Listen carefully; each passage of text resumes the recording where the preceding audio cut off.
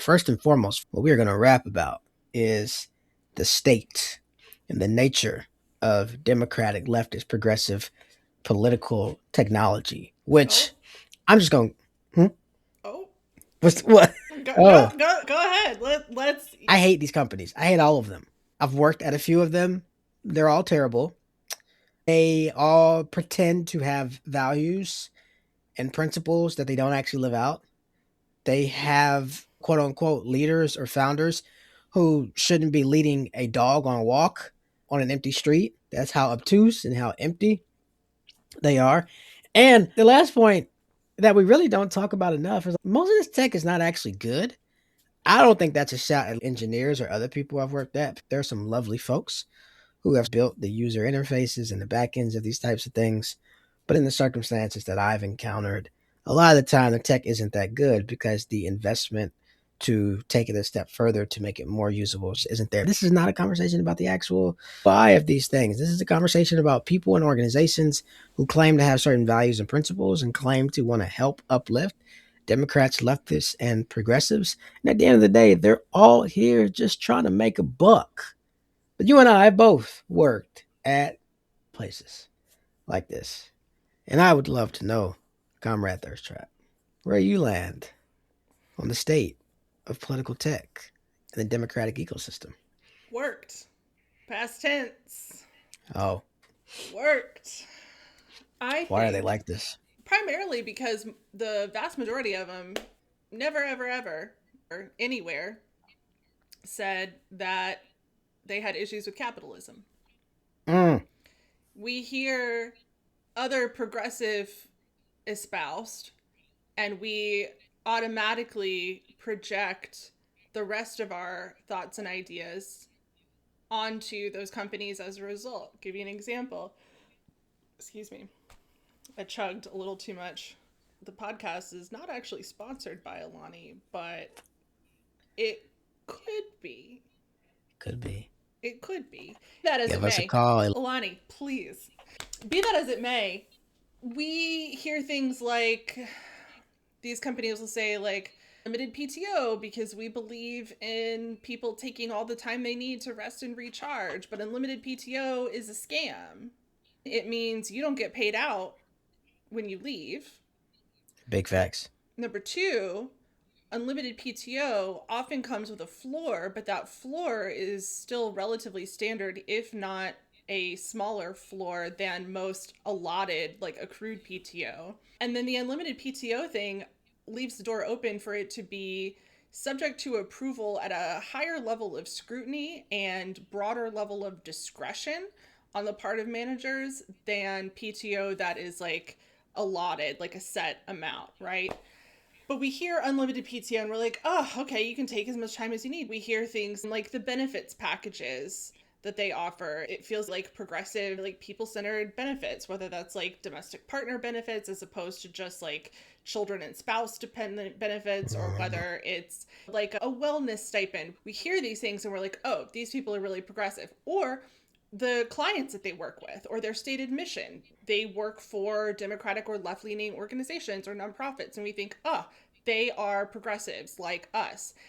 We also automatically assume that they feel the same about capital leftists do, and it's just not true. If that were true, these organizations would be worker owned. They would have legitimate boards. That's all I'm going to say about that. They would have legitimate boards of directors. And even some of the political tech organizations that say they're worker owned are not owned by the majority of workers. They are right. worker owned by the executives in that organization. That's not. I'm not going to name no names, but I know that for sure. It's true in a couple of organizations. So anyway, it is a really helpful reminder that there is no reason to ever treat your company like it is your spouse Mm, or it is your best friend or it is a member of your family. There is no reason to ever be more loyal to an organization than it is to you, ever, for any reason. There is no reason to take equity as a substitute for salary because You might swear up, down, and sideways that the company is going to have a 10x exit, but my brother in Christ, your equity shares do not pay my utility bill. So go ahead and run me my salary, please. Just don't believe it. If I could go for context, why do I feel so strongly? I've always felt strongly about this, but why does it feel so acute? And why am I so like about it right now? Because I was recently laid off from my job of 3 years. And so I'm a little bitter doesn't have the right connotation. I feel some type of way. We'll just say that. I feel some type of way. If I could go back, I would claw back every single second Mm. of time that I gave above and beyond what was described in my job description. Hmm. I think lots of things are frustrating, upsetting. Lots of things make you feel some type of way. Rest in peace to the big homie, rich homie Quan. I've always been one of those people. I think I shared this when That one we place? worked at a, which I actually didn't sign an NDA, so I can say anything I want to about them. Actually, not right now. That's not what this is. Daniel Swain still owes me $43,000. He owes you $43,000 too. I always keep my resume updated all the time. My dad actually very early on in my early 20s was always like, "Hey, you should be applying to a new job like twice a week."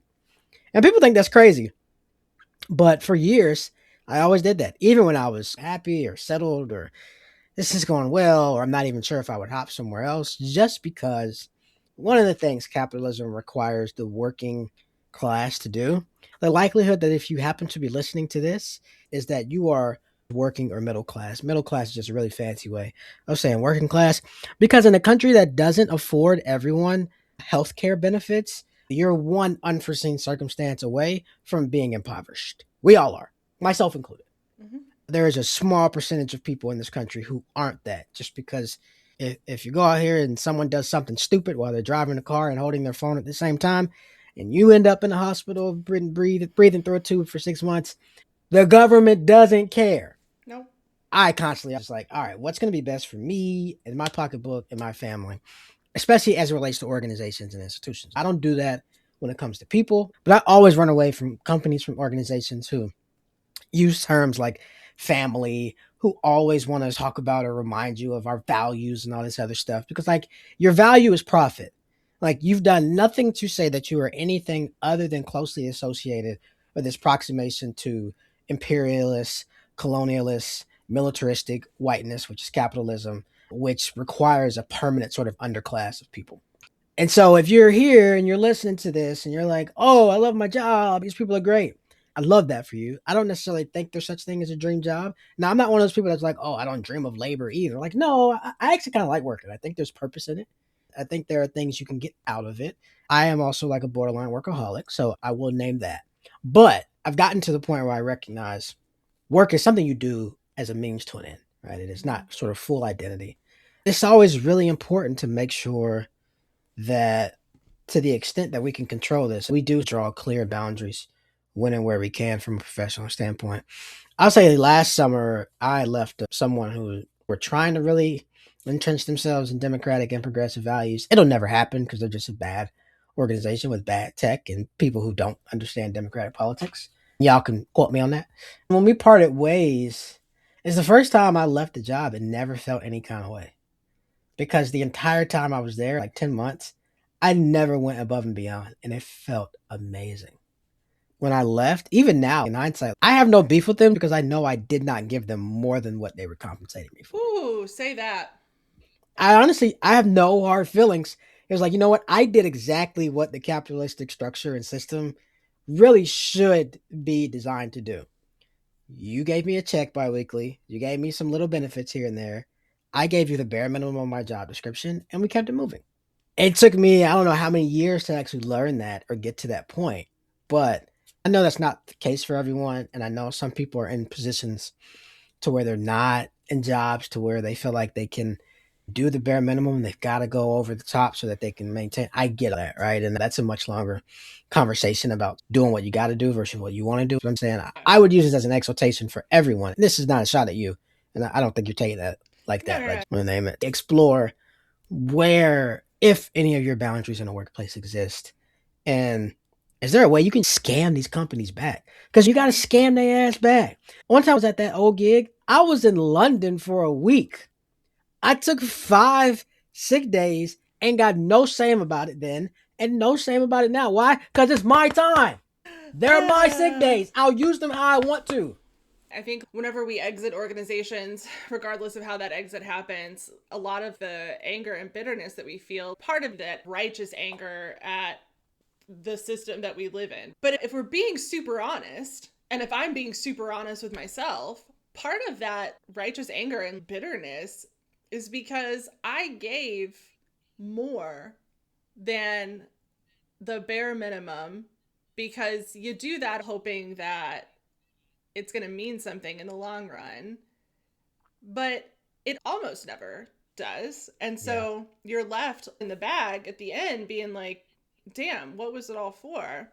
But I gotta say, even though there are practical considerations that have me feeling a little anxious about finding a new full-time role in this economy, in this job market, a few things that are upsides about it. So the first is that I have started to feel more like myself than I have in 3 years, which is a good thing. Oh, I love that. And now I get to focus on the to-do list that was always growing on my legal pad of my own small business, stuff I wanted to do. I've opened up my calendar so I can take on more astrology and more tarot clients than I've ever been able to during the workday, and invest more in the products that I make that I love so much and get those back up on the shop. I'm going to do a couple of small freelance projects for people. One is political, one isn't. Being able to do what I want to do for a little while I look for something else feels really good, even if it wasn't my salary, but Yeah. it's not nothing at the same time.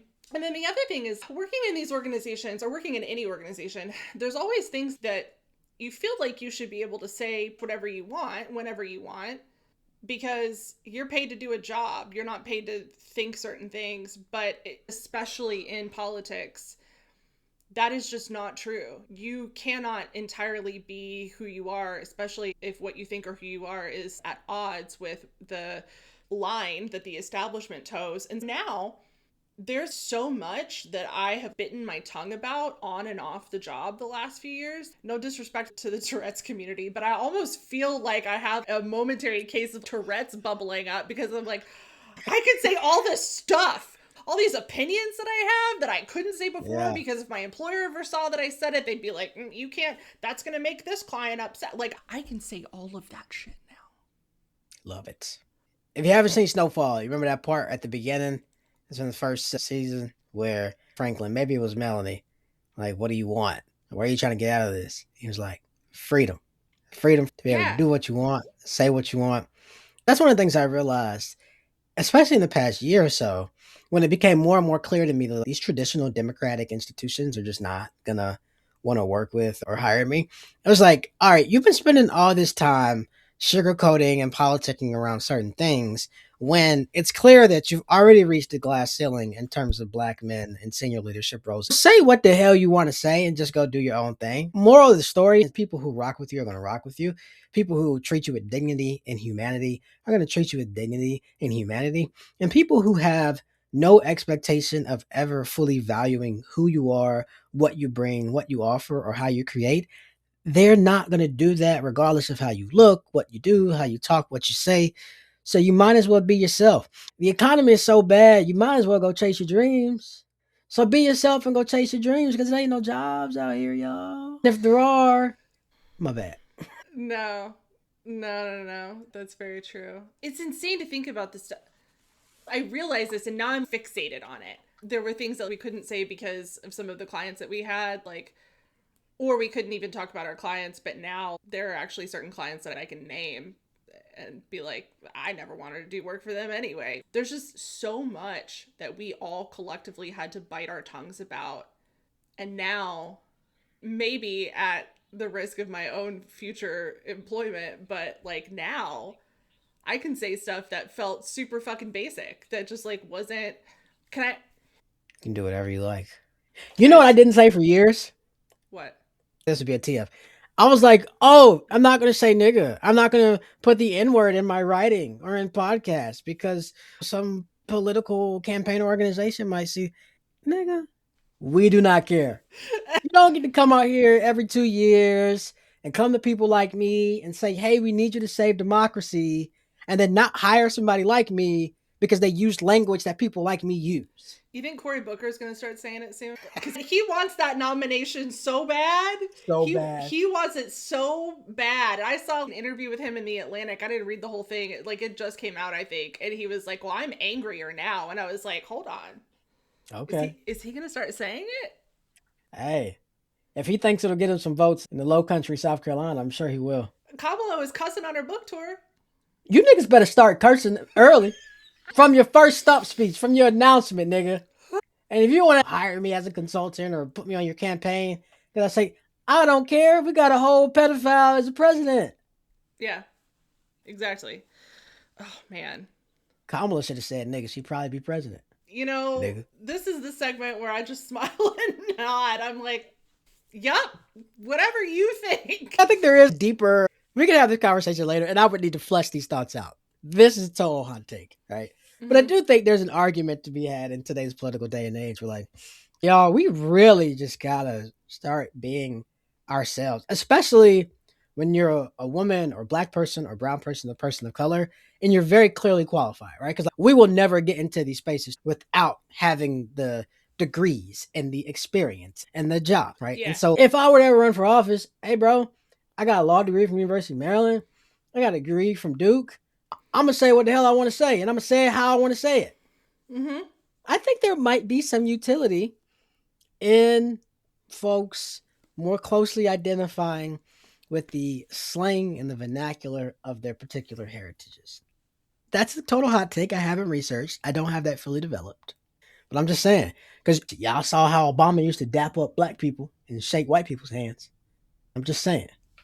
The switch up was crazy. The switch up was crazy. He was dropping G's and everything in South Carolina the week after he spent 6 months in Iowa. Enough of that code switching. I'm done. Should I take this opportunity now that I'm a free agent? Can I just get some shit off my chest really quick?